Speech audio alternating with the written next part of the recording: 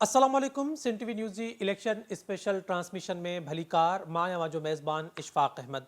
नाज़रीन, election transmission में असां सिंध के हर एक ज़िले के तफ़सीलन ज़िक्र कंदा आहियूं ऐं कोशिश कंदा आहियूं त उनजा बुनियादी मसला उते आमदनी जा कहिड़ा ज़रिया आहिनि, उते माज़ी में सियासी सूरत हाल कहिड़ी रही आहे, 2024 में उतां जो सियासी माहौल कहिड़ो आहे, उते कहिड़ी पार्टी कहिड़ो उम्मीदवार वधीक मज़बूत आहे, कहिड़ी पार्टी या कहिड़े उम्मीदवार माज़ी में उते कम कया आहिनि, हिन वक़्तु उतां जी आवाम सां कहिड़ा वाइदा कया पिया वञनि, इन सॼी सूरत हाल ते असां हिन इलेक्शन ट्रांसमिशन में ॻाल्हाईंदा आहियूं ऐं असां कोशिश कंदा आहियूं त उन ज़िले मां को मोज़िज़ महिमान असां सां गॾु हुजे जेको उतां जी ग्राउंड रियलिटीज़ बि असांखे ॿुधाए।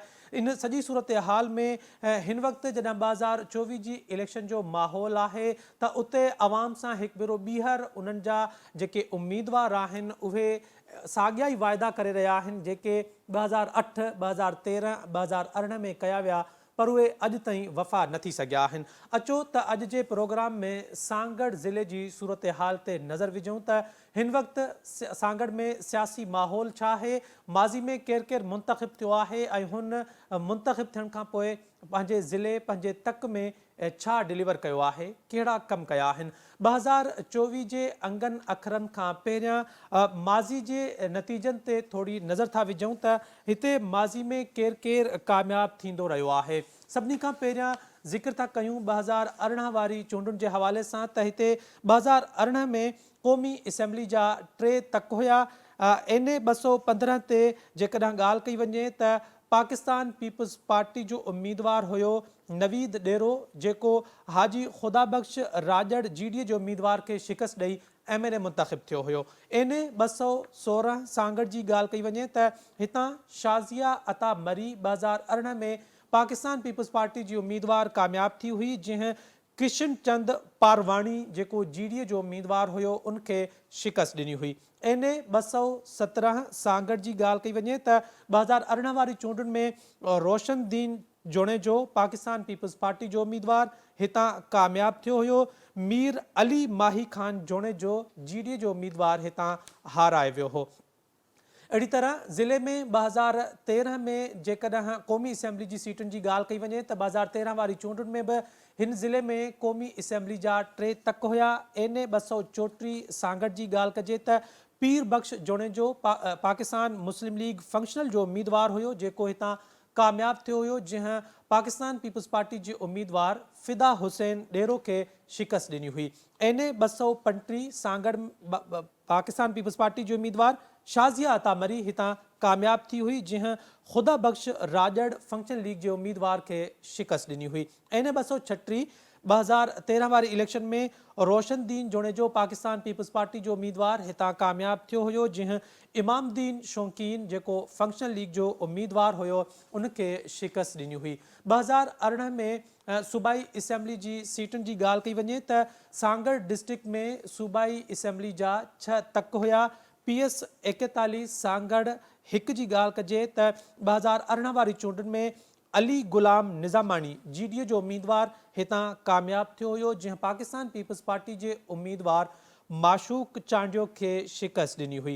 PS 42 सांगड़ 2 ते काज़ी शम्स राजड़ GD जो उम्मीदवार हितां कामयाब थियो हुयो, जंहिं अली हसन हिंगोरो पाकिस्तान पीपल्स पार्टी जे उम्मीदवार खे हितां शिकस्त ॾिनी हुई। PS 43 सांगड़ 3 ते ॼाम शब्बीर अली ख़ान पाकिस्तान पीपल्स पार्टी जो उम्मीदवार हितां कामयाब थियो हुयो, जंहिं GD जो उम्मीदवार ॼाम ज़ुल्फ़कार खे शिकस्त ॾिनी हुई। PS 44 सांगड़ 4 ते 2018 वारी चूंडुनि में पाकिस्तान पीपल्स पार्टी जो उम्मीदवार फराज़ डेरो हितां कामयाब थियो हुयो, जंहिं GD जो उम्मीदवार नियाज़ मरी खे शिकस्त ॾिनी हुई। PS 45 सांगड़ 5 ते शाहिद तहीम पाकिस्तान पीपल्स पार्टी जो उम्मीदवार हितां कामयाब थियो हुयो, जंहिं मोहम्मद बख़्श खे शिकस्त ॾिनी हुई जेको GD जो उम्मीदवार हुयो। PS 46 सांगड़ 6 ते पाकिस्तान पीपल्स पार्टी जे राणा अब्दुल सत्तार खे हितां शिकस्त थी हुई, जॾहिं त वरियाम फ़कीर GD जो उम्मीदवार हितां कामयाब थियो हुयो। अहिड़ी तरह 2013 जी ॻाल्हि कजे त 2013 वारी चूंडुनि में बि हिन ज़िले में सूबाई असैम्बली जा 6 तक हुआ।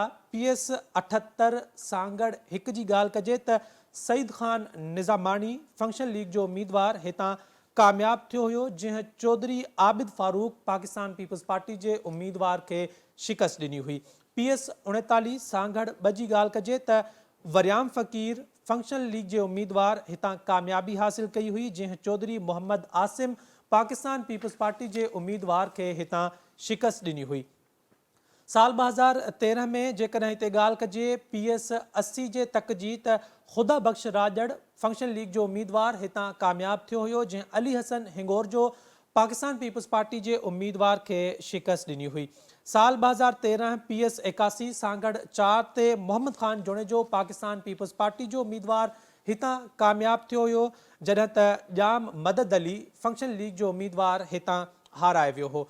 PS 42 सांगड़ 5 जी ॻाल्हि कजे त पाकिस्तान पीपल्स पार्टी जो उम्मीदवार फराज़ डेरो हितां कामयाब थियो हुयो, जंहिं फंक्शन लीग जे उम्मीदवार शकील अहमद खे शिकस्त ॾिनी हुई। PS 83 सांगड़ 6 ते साल 2013 वारी चूंडुनि में पाकिस्तान पीपल्स पार्टी जो उम्मीदवार शाहिद तहीम हितां कामयाब थियो हुयो, जंहिं मोहम्मद बख़्श राजड़ खे जेको फंक्शन लीग जो उम्मीदवार हुयो उनखे शिकस्त ॾिनी हुई।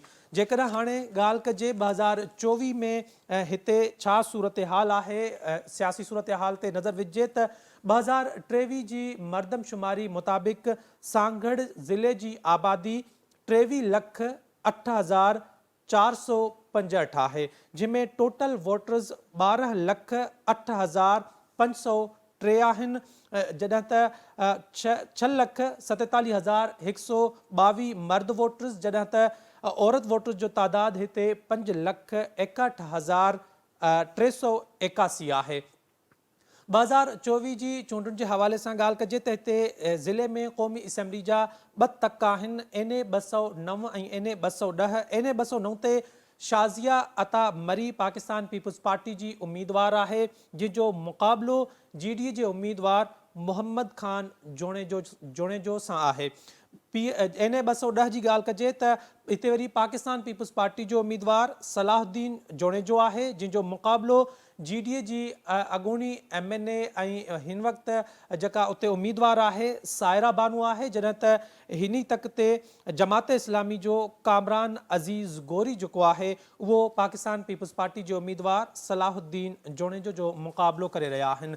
ज़िले सांगड़ में 2024 वारी चूंडुनि में सूबाई असैम्बली जा 5 तक आहिनि, PS 40, 41, 42, 43 ऐं 44। PS 40 ते नवीद डेरो पाकिस्तान पीपल्स पार्टी जो उम्मीदवार आहे, जंहिंजो मुक़ाबिलो आहे GDA जे ग़ुलाम दस्तगीर राजड़ सां, जॾहिं त मुश्ताक जोड़ेजो जेको आहे आज़ाद उम्मीदवार बि हिते मुक़ाबिलो कंदो पाकिस्तान पीपल्स पार्टी जो उम्मीदवार नवीद डेरो जो।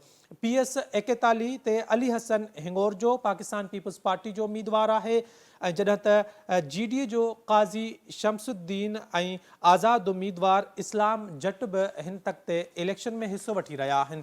PS 42 ते ॼाम शब्बीर पाकिस्तान पीपल्स पार्टी जो उम्मीदवार हूंदो, जॾहिं त ॼाम नफ़ीस GDA जो उम्मीदवार आहे, जॾहिं त अली रज़ा शर पाकिस्तान तहरीक इंसाफ़ जो उम्मीदवार बि हिन तक तां इलेक्शन में हिसो वठी रहिया आहिनि। PS 43 जी ॻाल्हि कजे त पारस डेरो पाकिस्तान पीपल्स पार्टी जो उम्मीदवार आहे, जॾहिं त नियाज़ मरी GDA जो उम्मीदवार मुश्ताक अहमद जेको आहे जमात इस्लामी ऐं आदिल अयूब खोसो आज़ाद उम्मीदवार हिन तक ते इलेक्शन में हिसो वठी रहिया आहिनि। PS 44 शाहिद तहीम पाकिस्तान पीपल्स पार्टी जो उम्मीदवार हूंदो, जॾहिं त उनजो मुक़ाबिलो आहे GDA जे मोहम्मद बख़्श खासकेली ऐं राव काशिफ़ आज़ाद उम्मीदवार इन तक ते इलेक्शन में हिसो वठी रहिया आहिनि। हाणे जेकॾहिं ॻाल्हि कजे त हिन तक में 2024 वारी जेका चूंडूं थींदियूं उन में टोटल जेके पोलिंग स्टेशन्स NA ऐं सूबाई असैम्बलियुनि जा मिलाए करे 904 पोलिंग स्टेशन्स 8 फरवरी ते हिते क़ाइमु कयूं वेंदियूं। ही सॼी सूरत हाल सांगड़ डिस्ट्रिक्ट जे हवाले सां यादि रहे त जीअं अंजुम आफ्ताब ॿुधायो त 2008 में हिते सांगड़ डिस्ट्रिक्ट में 37 करोड़ जी वाटर सप्लाई स्कीम शुरू कई वई हुई, जेका 2008 खां शुरू थी हुई, पर अॼु 2024 ताईं उहा मुकम्मल न थी सघी आहे ऐं इन स्कीम जेका 37 करोड़ में मुकम्मल थियणी हुई उहा हिन वक़्तु 1 अरब खां बि मथे जी उनजी एस्टिमेशन थी वई आहे पर उहा अञा ताईं मुकम्मल न थी आहे। 2013 में हिते स्पोर्ट्स कॉम्प्लेक्स जो जेको आहे ऐलान कयो वियो हो ऐं उनजो सर्वे कयो वियो हो पर उहो बि हिन वक़्त ताईं न ॾिनो वियो आहे सांगड़ जी आवाम के। इहा जेका माज़ी में चूंडियल नुमाइंदा हुआ उन्हनि जी परफॉर्मेंस अवां जे साम्हूं आहे। फ़ैसिलो अवां खे करिणो आहे, फ़ैसिलो आवाम खे करिणो आहे। अवां जे वोट सां अवां जा चूंडियल नुमाइंदा मुंतख़िब थी ईंदड़ 5 सालनि लाइ असेंबलियुनि में वेंदा ऐं पोइ वरी उहो जेको आहे केतिरो कमु कनि था पंहिंजे तकनि में या नथा कनि इन जो फ़ैसिलो ईंदड़ 5 साल ॿुधाईंदा। इलेक्शन ट्रांसमिशन पाण जारी रखंदासीं। हिते वक़्तु थियो आहे ब्रेक जो, असां सां गॾु रहिजो।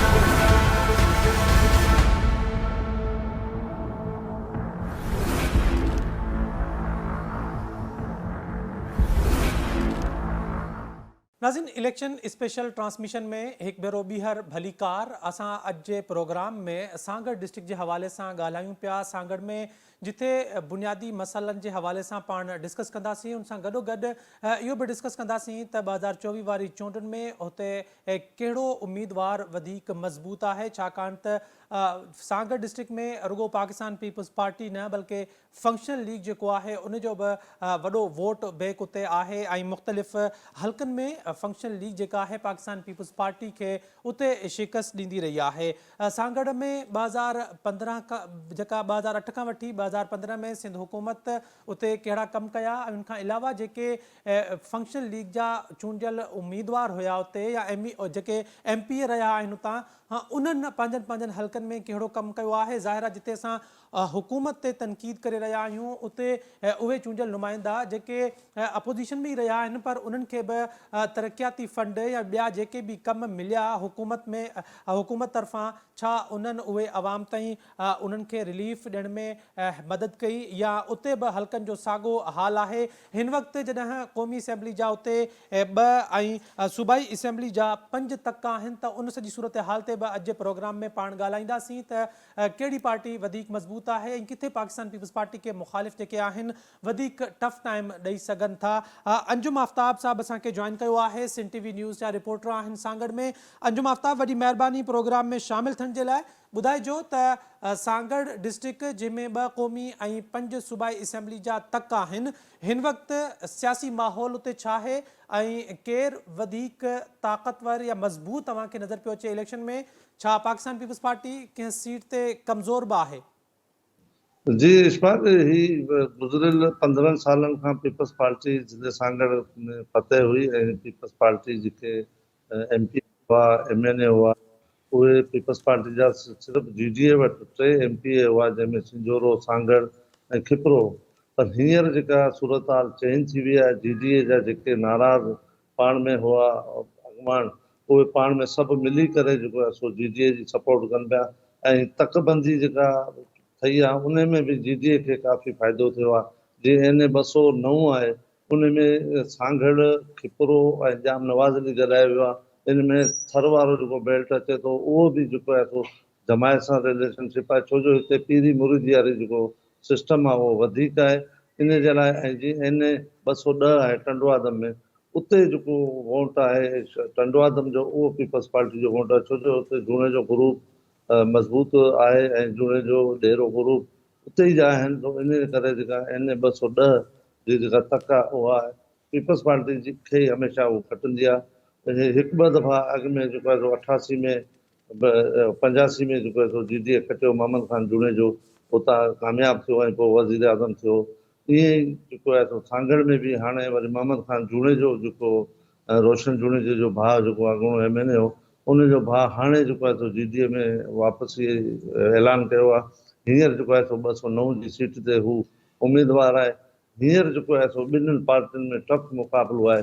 सिर्फ़ु टंडवादम वारी पीएस खे छॾे, छो जो पीएस टंडवादम में उते जेको आहे सो जीडीए जो जेको उम्मीदवार आहे उहो कमज़ोर आहे, ऐं बाक़ी ॿियनि तकनि में जीअं ॿी पीएस 42 आहे, जंहिंमें जाम ख़ानदान जा ॿई माइट आम्हूं साम्हूं, जाम नफ़ीस ऐं जाम शबीर ख़ान, उहे पाण में अंजुम इहो ॿुधाइजो त सांगड़ जी जेकॾहिं सियासत जे हवाले सां ॻाल्हि कई वञे त इते वधीक वोट कंहिंजो रहियो आहे, छाकाणि त कंहिं दौर में इते फंक्शन लीग सीट कढींदी हुई क़ौमी असेंबली जी, ऐं सदरुद्दीन शाह राशिदी इते क़ौमी असेंबली जे तक ते बीहंदो हुयो। हिन वक़्तु उतां जे जेको इहो जेका पीरी मुरीदी वारो वोट आहे उन जी छा सूरत हाल आहे, ऐं सदरुद्दीन शाह राशिदी इन सीट तां छो हाणे क़ौमी जो जेको तक आहे उन तां इलेक्शन छो न पियो विढ़े? इन करे जो पीर सदरुद्दीन शाह राशिदी चूंडके वारी सीट जेका आहे उते पीर साहिब जा जेके मुरीद आहिनि, फंक्शनल लीग सां जेके वाबस्ता आहिनि, उन पासे वधीक वोटर आहिनि। पीर सदरुद्दीन शाह उन पासे हलियो वियो। जीअं शाज़िया मरी खां अॻु में इन तक जेको पीएस जो पेंट्री हो, इन पेंट्री जेको खिपरो जाम नवाज़ ॾी, उन ते पीर सदरुद्दीन शाह बीठो हो, उतां कामयाबु थियो 10,000 जी लीड ते। उन खां पोइ वरी जॾहिं हुन सीट छॾी, छो जो हुन खैरपुर में बि सीट खटी हुई, उन खां पोइ शाज़िया वरी कामयाबु थी वई। उन खां पोइ वरी जेका अरिड़हं वारी इलेक्शन थिए उन में बि शाज़िया कामयाबु थी वई। हींअर जेको तक टुटण सां जेको आहे सो पीपल्स पार्टी ऐं जीडीए में सख़्तु मुक़ाबिलो आहे, पर हिन वक़्तु जेको आहे सो जीडीए जो जेको पलड़ो आहे उहो भारी आहे, छो जो हींअर जेके चकनि जा जेके हिते पंजाबी चक आहिनि उहे जेके जंहिं पासे वेंदा त कामयाबु उहो थींदो, छो जो हींअर पीरी मुरीद वारे चकर में मखदूम साहिब जा बि हिते मुरीद घणा आहिनि, पर मखदूम साहिब जा मुरीद आहिनि उहो अंदरूनी तौर पीर पगार जे मुरीदनि खे सपोर्ट कंदा आहिनि ऐं उन्हनि खे वोट ॾींदा आहिनि। अच्छा, इहो अंजुम इहो बि ॿुधाइजो त चकनि जी जेका अवां ॻाल्हि पिया कयो त उते जेके पंजाबी वोटर आहिनि उहे जंहिं पासे वेंदा उहो पलड़ो जेको आहे वधीक भारी थींदो। अवां कहिड़ी बुनियाद ते था चओ त जीडीए वधीक मज़बूत आहे ऐं पाकिस्तान पीपल्स पार्टी खे टफ टाइम ॾेई सघे थी, इन जे करे त मखदूमनि जा वोट जेके आहिनि उहे जीडीए खे था मिलनि, या फंक्शन लीग जो पंहिंजो वोट आहे उहो वधीक आहे हिते सांगड़ में? हिकु त मोहम्मद ख़ान जूणे जो जेको जीडीए में आयो आहे NA 209 जी सीट ते आहे। मोहम्मद ख़ान जी पंहिंजी लेवल आहे ऐं शाहनवाज़ जूणे जो पुटु आहे, हू फैसला कंदो आहे, हुनजा पंहिंजा तालुकात असर रसूख़ जेके आहिनि उहो बहितर आहे। हिते जेके चकनि जा पंजाबी आहिनि उन्हनि सां बि उन्हनि जो वास्तो सुठो आहे, हिते जा जमाली आहिनि उन्हनि सां बि उन्हनि जो वास्तो सुठो आहे, हिते जा जेके मलाह बिरादरी आहिनि, शर बिरादरी आहिनि, उन्हनि सां उन्हनि जो वास्तो सुठो आहे। जमायती वोट त हू ई आहिनि जेके मोहम्मद ख़ान खे मिलंदा, पर उन करे जेको आहे तो सांगड़ वारो जेको तक आहे या PS 42 आहे उते बि मोहम्मद ख़ान जो असरु आहे, ऐं शदादपुर में मोहम्मद बश ख़ासकेरी जेको PS ते बीठो आहे ऐं NA ते सायरा बानो बीठी आहे, ऐं अॻियां सलाउद्दीन जूणे जो बीठो आहे NA 210 ते रोशन जूणे जे पुट जे साम्हूं, ऐं टंडवादम में बीठल आहे पारस डेरो, ऐं उन जाइ ते जेको पिछला आहिनि जीडीए जो उहो न्याज़ मरी बीठल आहे, पर न्याज़ मरी कमज़ोर आहे, उते हमेशह जेको आहे सो टंडवादम वारी सीट पीपल्स पार्टी खटंदी आहे ऐं डेरा ई खटंदा आहिनि। हींअर जेका NA वारी जेका सीट आहे 210 वारी, उन ते जेको आहे सो सायरा बानो जो ऐं जो सलाउद्दीन जूणे जो जेको आहे सो मुक़ाबिलो आहे। इन करे मुक़ाबिलो आहे त मोहम्मद ख़ान जूणे जो जेको सो पंहिंजे भाउ खां रस्ता अलॻि करे जीडीए में आयो आहे, हाणे हू जीडीए जी सपोर्ट थो करे, हू पीपल्स पार्टी जी सपोर्ट करे, इन करे ऐं चक जेके पंजाबी आहिनि उन्हनि में बि जेको वोट रहिजी विया आहिनि। जीअं पहिरियां हिकु साइड थी विया हुआ, पीपल्स पार्टी खे 13 में बि खटरायूं, 18 में बि खटरायूं, पर हींअर जेका पोज़ीशन आहे उहा हिकु पासे जीडीए वारे पासे पलड़ो जेको आहे भारी आहे। सायरा बानू जे तक जे बारे में ॿुधाइजो त गुज़िरियल 5 सालनि में पूरी क़ौम उन्हनि खे क़ौमी असेंबली में ॾिठो ऐं जेका आहे भरपूर अपोज़िशन कंदे असांखे नज़र आई फंक्शन लीग या जीडीए जे प्लेटफॉर्म तां, त गुज़िरियल 5 साल त हू मख़सूस सीट ते क़ौमी असेंबली पहुती हुई। हिन भेरे उनखे इलेक्शन में जेको बिहारण जो बुनियादी मक़सदु छा हुयो त उते हू सीट जेका आहे पाकिस्तान पीपल्स पार्टी खां जेको आहे खटे सघनि था जीडीए वारा, या अवां सम्झो था त सायरा बानू जी परफॉर्मेंस एतिरी सुठी आहे जो पीपल्स पार्टी खे टफ टाइम ॾेई सघे थी? छो जो उते पीपल्स पार्टी खे सायरा बानू हींअर जहिड़ी तरह सां वर्क करे पई, टफ टाइम ॾे पई। सायरा बानू जॾहिं मखसूस सीट ते MNA हुई उहो इन शहदादपुर वारे तक ते काफ़ी कमु कया हुआ, जीअं ॻोठनि जा रोड हुजनि या बिजलियूं हुजनि, ट्रांसफार्मर हुजनि, इन हिसाब सां जेको आहे उन्हनि कमु कयो, हाणे निकिती आहे ऐं हू चवे थी त आउं खटी वेंदुसि, पर असांजो जेको ऑब्ज़र्वेशन आहे साफ़ जो त उते जेको आहे मुक़ाबिलो सख़्तु आहे, त सलाह उन जूणेजनि जो जेको असरु आहे उन पासे वधीक आहे रोशन जूणेजे जो, ऐं मुक़ाबिलो थींदो त थी सघे थो केरु बि खटे सघे थो। अजुम असां ॾिसूं पिया त इन जा जेके ॿ तक आहिनि, शाज़िया मरी जे मुक़ाबले में हिकु मोहम्मद ख़ान जोणे जो आहे, ॿिए पासे वरी NA 210 ते सलाउद्दीन जोणे जो पीपल्स पार्टी वारे पासे आहे। त इहे जेके ॿ जोड़े जा उम्मीदवार आहिनि, इहे पोइ वोट कीअं डिवाइड थींदो, कंहिंजो वोट वधीक आहे, जेको पीपल्स पार्टी जे मुखालफ़त में आहे उन जोड़े जो वोट वधीक आहे या पीपल्स पार्टी वारे जो? मोहम्मद ख़ान जूणेजे जो वोट वधीक आहे, छो जो मोहम्मद ख़ान जो सॼी फ़ैसिला बि हू कंदो हो पंहिंजे पीउ जे फौत थियण खां पोइ, चाचा शाहनवाज़ जूणेजे खां पोइ, ऐं राजबाग में उथण वेहण वारो बि हू हो, ऐं जिथे बि फ़ैसिला सिंध में थींदा तॾहिं मोहम्मद ख़ान जूणेजो ईंदो वेंदो हो। रोशन जूणेजे जी रुगो सियासी पदबुतो हो, बाक़ी राजबाग जे हवाले सां माण्हुनि सां मेल जोल में उतागनि में फ़ैसिला करणु मोहम्मद ख़ान जूणेजे जो असरु हो। इन करे मोहम्मद ख़ान जूणेजे जो असरु रोशन जूणेजे खां वधीक आहे। इन जे करे सांगड़ वारी NA 200 जेका आहे सो शाज़िया खां मोहम्मद ख़ान जूणेजो खटी सघे थो। अच्छा, अॼु में इहो ॿुधाइजो 2008 में पाकिस्तान पीपल्स पार्टी जी हुकूमत आई आहे, 15 साल पाकिस्तान पीपल्स पार्टी हुकूमत कई आहे, छा मिलियो आहे सांगड़ खे 15 सालनि में? 2008 में पीपल्स पार्टी जे अचण खां हिकु स्कीम हुई वाटर सप्लाई जी, जेका 37 करोड़ जी हुई, उहा अञा ताईं मुकमल न थी रही, हींअर 1 अरब ताईं इहा पहुची चुकी आहे। 37 करोड़ वारी जेका स्कीम हुई, इहा 2008 में मिली हुई? 2008 में मिली हुई, पर अञा ताईं मुकमल न थी आहे। हींअर ठीकु। रिवाइज़ करे करे हुनखे 1 अरब ताईं पहुचायो वियो आहे, पर हू अञा ताईं नान फाल आहे, हुनजो अञा फाल न आहे। शहरनि खे हुनजो पाणी कोन मिली सघियो आहे, न को उन्हनि खे को शहरनि खे का सहूलियत मिली सघी आहे। जीअं वाटर सप्लाई जी हालत ॾिसंदो त उते बि हालत इंतिहाई ख़राबु आहे। सिविल हॉस्पिटल में वेंदो त सांगड़ सिविल अस्पताल सिंध जे 2 नंबर सिविल हॉस्पिटल सॾी वेंदी आहे, पर हुते रेफर सेंटर सॾियल आहे, हुते का हिकु गोरी बि न आहे जेको माण्हुनि खे मिली सघे। ऐं शहर जा जेके तव्हांखे घिटियूं रोड रस्ता ॾिसंदो, नालियूं ॾिसंदो, उन्हनि जी बि हालत इंतिहाई ख़राबु आहे। ऐं हिन खां अॻु में फंक्शनल लीग हुई, फंक्शनल लीग वारनि बि अहिड़ो कमु न कयो जेको पीपल्स पार्टी वारनि कयो, पर इन्हनि खां हींअर आवाम शहरनि में पंहिंजे पंहिंजे इलाइक़नि में बैनर लॻाए छॾिया आहिनि, जेको असांखे रोड ॾींदो, जेको असांखे नाली ॾींदो, उहो ई वोट वठणु अचे, न त ॿियो केरु असां वटि न अचे। पोइ को वियो आहे उन्हनि खां वोट वठणु? अंजुम, को उन्हनि खां वोट वठणु वियो आहे को उम्मीदवार? अञा ताईं उन इलाइक़े में को बि उम्मीदवार न वियो आहे, ऐं उते हुननि बैनर लॻाए छॾिया आहिनि। हुननि चयो त ईंदा त असां उन उम्मीदवारनि खां पुछंदासीं त असांखे तव्हां छा ॾिनो आहे। त जॾहिं असां बि उन इलाइक़े में विज़िट कयोसीं, उते जी रिपोर्ट ठाहीसीं, त उन इलाइक़े जी हालत इंतिहाई ख़राबु हुई। गुलशन कमाल खान में वेंदो त उते जा माण्हू बरसातनि में जो पाणी अञा ताईं बीठो आहे, उते जे माण्हुनि खे को रिलीफ न मिली सघियो आहे। ज़ाहिर टाउन आहे या ॿिया जेके बि वार्ड आहिनि या ॿिया इलाइक़ा आहिनि, जे हेड जमड़ा वारो रोड आहे, उहो इंतिहाई नाक़स थियल आहे, उते का गाॾी कोन थी हली सघे। माण्हू सख़्तु परेशान आहिनि। इन जे करे जेको अञा ताईं शहर में अहिड़ो को ख़ासि तरक़ियाती कमु न थी सघियो आहे। अंजुम, इहो ॿुधाइजो त जीअं शहदादपुर या टंडो आदम जेको आहे, इन्हनि शहरनि खे मूं पर्सनली ॾिठो बि आहे, इन्हनि जा जेके बुनियादी मसइला आहिनि, जीअं इंफ्रास्ट्रक्चर आहे, उतां जो रोड सिस्टम आहे या ड्रेनेज सिस्टम, इहो को एतिरो सुठो त न आहे। रोड जा मुकमल तौर जेके आहिनि उहे तबाह आहिनि। 2022 जी ॿोॾि खां पहिरियां बि इहे तबाह हुया। त छा पाकिस्तान पीपल्स पार्टी जो MP जेको इन्हनि शहरनि मां चूंडिजी थो अचे, पोइ चूंडजण खां पोइ मूं ॿुधो आहे त हीअ पंहिंजे शहरनि में बि न आहिनि रहंदा?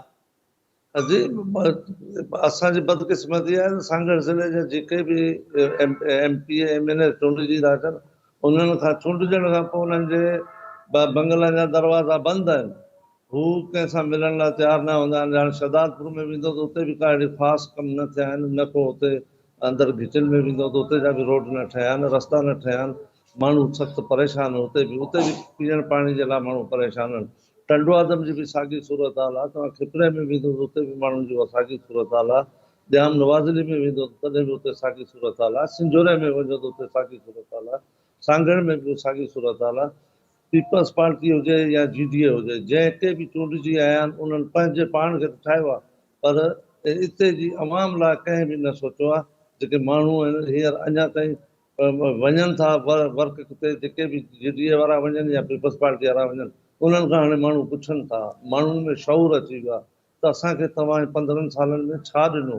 अंजुम असांखे तव्हां इहो ॿुधाइजो त गुज़िरियल 15 सालनि में सागर डिस्ट्रिक्ट खे तालीमी लिहाज़ सां कहिड़ा कहिड़ा इदारा मिलिया आहिनि? 15 साल में कैंपस मिलियो आहे हिकिड़ो शहीद बेनज़ीर आबाद यूनिवर्सिटी जो, बाक़ी ॿियो को बि अहिड़ो न मिलियो आहे। हिकिड़ो पब्लिक स्कूल मिलियो जेको उहो बि टंडो आदम खणाए विया हुआ, नवीद शाज़िया मरियारा ऐं हिते सांगड़ में जेको मंज़ूर थियो हो, पर उहो टंडो आदम खणाए वियो, पर उनजो बि अञा ताईं कमु जेको आहे सो हलंदड़ आहे, पर अञा ताईं मुकमल न थी वियो। इहो बि आउं तव्हांखे ॿुधाईंदो हलां त 2013 में जेको आहे सो बेनज़ीर स्पोर्ट्स कम्पलेक्स जे नाले लाइ पैसा आया हुआ, उनजी सर्वे बि थी हुई, पर उनजो अञा ताईं किथे बि नालो निशान बेनज़ीर स्पोर्ट्स कम्पलेक्स या कल्चर कम्पलेक्स उहो किथे बि उनजो नालो नज़र कोन थो अचे। तो कंहिं हुन जा मंज़ूर करायो पैसा हो? अंजुम इहो कंहिं मंज़ूर करायो हो इहो स्पोर्ट्स कॉम्प्लेक्स? पीपल्स पार्टी जो जेको अॻूणो काइम शाह वज़ीर आला हो, उन दौर में इहो मंज़ूर थियो हो सांगड़ जे लाइ, त कल्चर कम्पलेक्स ठहे, स्पोर्ट्स कम्पलेक्स ठहे मोहतरमा शहीद बेनज़ीर नाले सां, पर उहो अञा ताईं किथे बि ज़ाहिर न आहे। शायदि हुन जा जेके पैसा आहिनि उहे कागज़नि में विया हलिया अञा ताईं, पर किथे बि कम्पलेक्स न ठहियो आहे। प्रेस क्लब जे पासे में हिकिड़ो पार्क आहे जेको सांगड़ शहर जो मेन पार्क आहे, लतीफ़ पार्क, उन ते 2.25 करोड़ ख़र्च अची चुको आहे, पर पार्क अञा ताईं मुकमल न थी सघियो आहे। अच्छा अंजुम इहो अहिड़ी ॿुधाइजो सूरत त सांगड़ कंहिं वक़्त में कपह जी पैदावार जे हवाले सां ॾाढो मशहूरु हूंदो हो ऐं कॉटन फैक्ट्रीज़ हूंदियूं हुयूं, उन्हनि जी छा सूरत हाल आहे? ॾिसो न, सांगड़ जी हींअर जेको गुज़िरियल कुझु जे बरसातियूं पियूं, उते हिकिड़े त सिमनालनि जी घाटी कोन थी थिए सांगड़ जेके आसपास आहिनि, उन जे करे माण्हू सख़्तु परेशान था थियनि। उहे जेको बरसाती पाणी हो शहर खे हथ सां ॿोड़ाइण जी जेके ज़मीनूं सभु ॿुॾी वियूं ऐं फुटी हिन वारे जेको रेशो तमामु घटि हो। सांगड़ में 170 काटन फैक्ट्रियूं आहिनि जेके सनती हवाले सां, काटन जे हवाले सां एशिया में पहिरें नंबर ते सांगड़ हूंदो, ऐं कणिक जे हवाले सां बि असां वटि जेको आहे मशहूरु ज़िलो सांगड़ सॼो वेंदो। पर हींअर जेका सूरत हाल आहे आबादगारनि जी, उहे बि सख़्तु परेशान आहिनि। हिकु त ॿिज बि नकली थो मिले, ॿियो भाण, ॿियो त उन्हनि जे इलाइक़नि में पाणी कोन थो पहुची सघे, जेको माण्हुनि खे पाणी पहुचे त हू माण्हू पंहिंजी आबादी करे सघनि, या काटन में का एतिरी पैदावार। गुज़िरियल साल बि जेका काटन हुई उनमें एतिरो रेशो न आयो जेतिरी खपत हुई, उन खां घटि काटन थी। अच्छा अंजुम इहो ॿुधाइजो त टंडो आदम ऐं शहदादपुर जे विच में हिते सांगड़ डिस्ट्रिक्ट में गैस फील्ड्स भी आहिनि, त उन्हनि जो हिन डिस्ट्रिक्ट खे कहिड़ो फ़ाइदो पहुतो आहे इंफ्रास्ट्रक्चर जे हवाले सां? आउं तव्हांखे ॿुधाईंदो हलां त सांगड़ ज़िले में 4 ऑयल फील्डियूं आहिनि। Bobby oil field, Gambat oil field Shahdadpur, PBL oil Tando Adam में ऐं राबतानी ऑयल फील्ड, इहे चारई जेके आहिनि से तेल ऐं गैस कढनि थियूं ऐं इन्हनि मां ॿाहिरि गैस वञे थो, तेल निकिरे थो, पर सांगड़ जे मां इन खे को बि रिलीफ न मिली सघियो आहे। हालांकि इन जा जेको चेयरमैन ऐं जेके इन जा मेंबर हूंदा आहिनि उहे MPs ऐं MLAs हूंदा आहिनि, पर सांगड़ में उन्हनि जे जेके पैसा मिलंदा आहिनि, उनजो जेको फंड मिलंदो आहे या उनजो जेको रॉयल्टी मिलंदी आहे, उनजो किथे बि ख़र्च न थी सघियो आहे। स्कूलनि जी हालत तव्हां ॿराड़ी में वञी तव्हां ॾिसंदो त उते स्कूलनि जी हालत इंतहाई ख़राबु आहे, छो जो जिते तेल गैस कंपनी हूंदी आहे त उते जे आसे पासनि में गैस बि जेका आहे हू मुफ़्त में ॾींदा आहिनि। उते जे पासे में एजुकेशन बि हू ठाराए, स्कूलियूं बि ठाराए ॾींदा आहिनि ऐं बहितरीन एजुकेशन ॾींदा आहिनि, पर हिते किथे बि का अहिड़ी स्कूल वग़ैरह या पासे में को गैस न ॾिनो वियो आहे।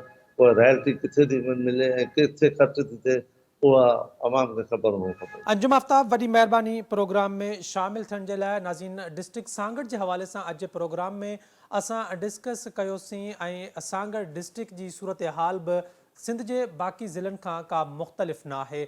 हिते 2 MNA 5 MPA मुंतख़िब थियनि था, पर कम अॼु ताईं न थियो आहे। अगरि उते नंढनि शहरनि जी सूरत हाल ॾिठी वञे, जेके सांगड़ जा तालका आहिनि, जीअं शहदादपुर आहे, टंडो आदम आहे, या इन जा जेके लिंक रोड आहिनि, उन्हनि जी सूरत हाल बि का एतिरी बहितर न आहे। शहर त ज़बू हाली जो शिकार उहे बि आहिनि, पर जेके आम ट्रैफ़िक जे लाइ जिन ते ट्रैफ़िक जी रवानी थोरी वधीक आहे, उहे बि बहितर न आहिनि।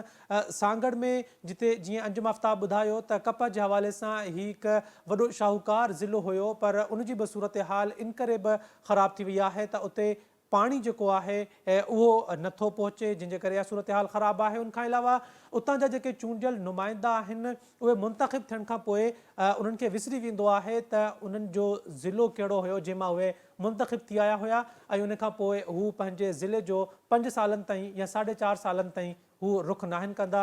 ऐं जॾहिं इलेक्शन जो ऐलान थींदो आहे त उनखां पोइ वरी हू पंहिंजनि इलाइक़नि जो रुख कंदा आहिनि। जीअं हिन वक़्तु सांगड़ में चूंडियल नुमाइंदा आवाम खां वोट वठण जे लाइ उते मौजूदु आहिनि। सूरत हाल हर ज़िले जी साॻी आहे। फ़ैसिलो अव्हांखे करिणो आहे, फ़ैसिलो आवाम खे करिणो आहे। 8 फ़रवरी ते अव्हांखे फ़ैसिलो करिणो आहे त अव्हांजे मुस्तक़बिल जे लाइ बहितर उम्मीदवार या बहितर पार्टी कहिड़ी थी सघे थी। अॼु जे प्रोग्राम में एतिरो ई। पंहिंजे मेज़बान इशफाक अहमद खे ॾींदा इजाज़त। अल्लाह हाफ़िज़।